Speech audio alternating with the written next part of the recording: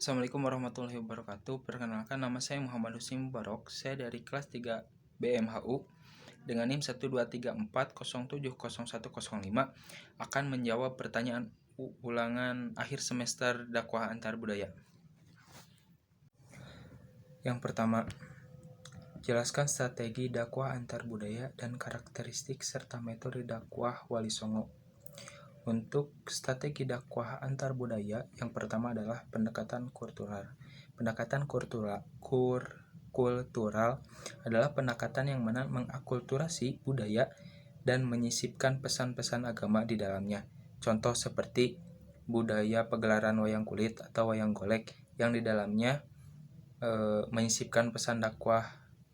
Contoh seperti dalam ceritanya menceritakan tentang para nabi, terus para rasul, menyisipkan tentang bagaimana kita berbakti kepada orang tua dan lain-lain. Seperti itu. Lalu yang kedua adalah pendekatan secara kontekstual. Pendekatan secara kontekstual ini adalah pendekatan yang mana lebih mementingkan situasi, tempat, waktu, atau budaya. Jadi tidak terpaku pada teks tertentu, lebih fleksibel. Nah, lalu yang ketiga adalah pendekatan humanis. Pendekatan humanis ini adalah dakwah yang dilakukan memahami kondisi psikologis mad'unya gitu. Seperti pendekatan yang tidak secara konfrontatif atau secara keras. Lalu untuk karakteristik serta metode dakwah Wali Songo yaitu adalah pertama, kontekstual dan kultural. Para Wali Songo menyesuaikan dakwah dengan adat istiadat masyarakat di dalamnya gitu, khususnya masyarakat Jawa, sehingga Islam di Indonesia itu diterima gitu, mudah diterima.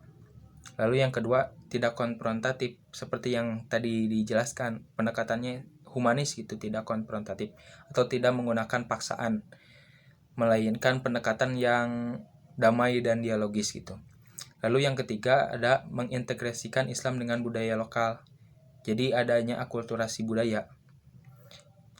Contoh seperti Sunan Kalijaga yang mana akulturasi budayanya itu dengan wayang kulit. Nah, seperti itu. Nah, lalu ke strategi dakwah Wali Songo. Yang pertama, seni dan budaya. Nah, seperti tadi yang saya sebutkan, yaitu Sunan Kalijaga dengan wayang kulit untuk menyampaikan kisah-kisah Islami seperti cerita Nabi dan hikmah keagamaan. Lalu pendidikan agama, para wali yang menggunakan metode tersebut seperti Sunan Ampel gitu, mendirikan pesantren, terus perkumpulan pengajian. Lalu yang ketiga adalah membangun infrastruktur. Nah, ini juga diterapkan oleh Sunan Kalijaga gitu.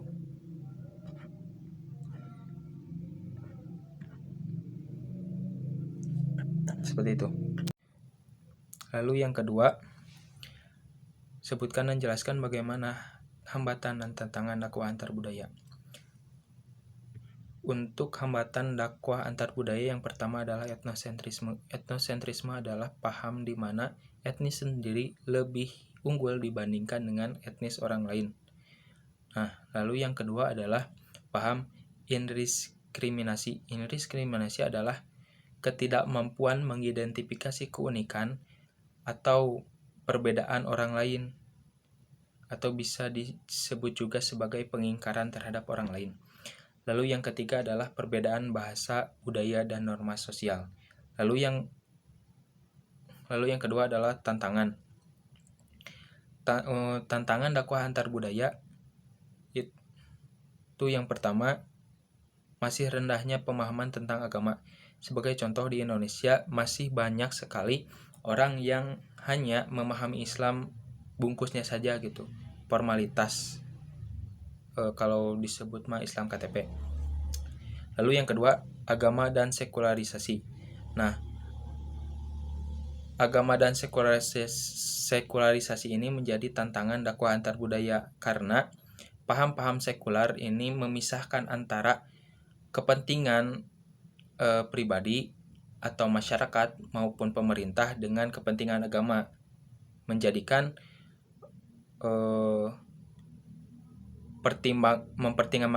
mempertimbangkan kembali gitu posisi agama sebagai pengambil keputusan. Lalu yang ketiga adalah diskriminasi dan intoleranisme.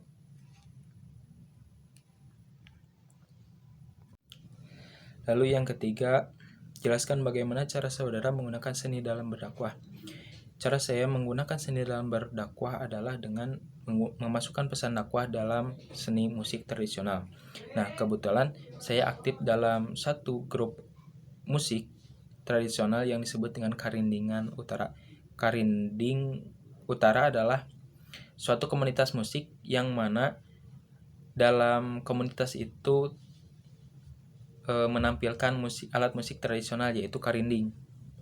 Nah, dalam syair-syairnya Karindingan Utara lebih mengutamakan tentang bagaimana kita mensyukuri nikmat yang telah diberikan oleh Tuhan Yang Maha Esa, lalu bagaimana cara kita menghormati orang tua, dan pesan-pesan moral lainnya. Nah, ada ritual wajib sebelum penampilan dimulai yang disebut dengan Rajah Bubuka.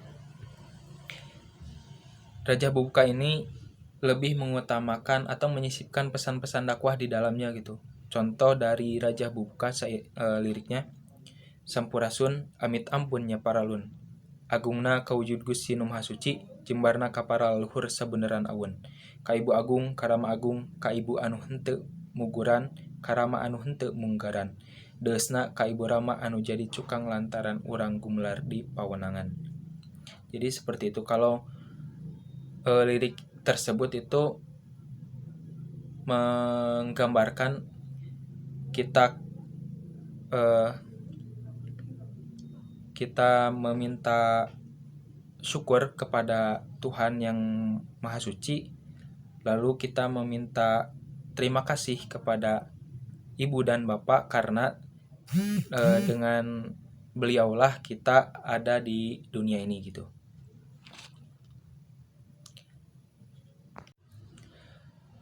Yang keempat, mengapa pemahaman skriptualisme mengarah pada radikalisme? Jelaskan pemahaman saudara tentang substansialisme Islam. Nah, mengapa pemahaman skriptualisme mengarah pada radikalisme? Karena pemahamannya literal dan dogmatis.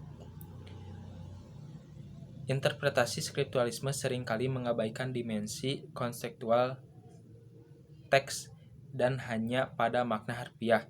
Ini menyebabkan ayat-ayat yang membahas jihad, terus kafir, terus tasyrik atau memusikan dipahami sempit dan mengarah pada justifikasi tindakan kekerasan. Contoh seperti dalam surat Al-Baqarah ayat 191 yang artinya bunuhlah mereka orang kafir dimanapun kamu jumpai gitu. Jadi pemikiran skriptualisme hanya mengarah pada teks saja, bukan pada konteks.